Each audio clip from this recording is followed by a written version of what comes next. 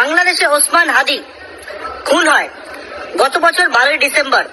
এবং সেই ওসমান হাদি খুনের ঘটনায় দুই অভিযুক্ত তাদেরকে গ্রেপ্তার করা হয়েছে। ওসমান হাদি বাংলাদেশে 12ই ডিসেম্বর ঠিক দুপুর বেলা 2:30 নাগাদ ফিরছিল যখন, তখন রাস্তার মধ্যে গুলি করে তাকে এবং গুলি করে খুন করা হয় এবং সেই খুন করার পরবর্তীকালে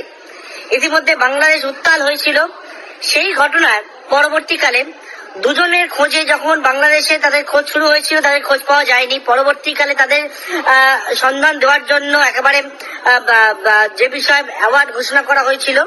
এবং তার পরবর্তীকালে কিন্তু দুজনকে গ্রেপ্তার করা যায়নি বা ধরাও যায়নি। বেঙ্গল পুলিশের এসটিএফ, রাজ্য পুলিশের এসটিএফ এর হাতে দুজন গ্রেপ্তার হয়েছে। কিভাবে গ্রেপ্তার, কিভাবে বাংলাদেশে খুনের পরে তারা ভারতে প্রবেশ করলো এবং বাংলাদেশে আশ্রয় নিল, সেই সমস্ত বিষয়টাকে আপনাদেরকে জানাবো। যে বিষয় সেটা জানা যাচ্ছে যে ওসমান হাদি খুনের ঘটনায়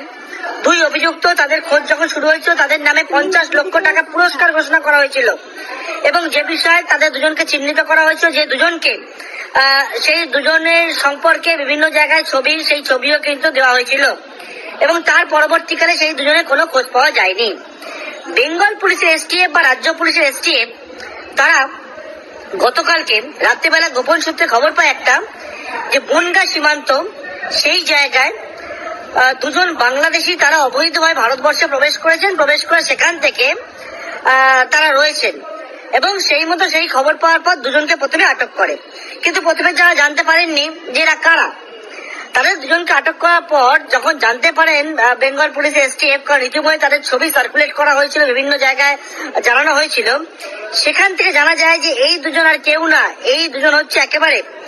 ওসমান হাদি খুনের ঘটনায় যে প্রধান দুই অভিযুক্ত, যার মধ্যে ফয়জাল করিম মাসুদ, যার বাড়ি বাংলাদেশের পটুয়াখালীতে, ফয়জালের ডাকনাম রাহুল, অন্যদিকে আলমগীর হোসেন, যার বাড়ি বাংলাদেশের ঢাকাতে। এই দুজন কিন্তু ওসমান হাদিকে খুনের পর তারা গা ঢাকা দেওয়ার জন্য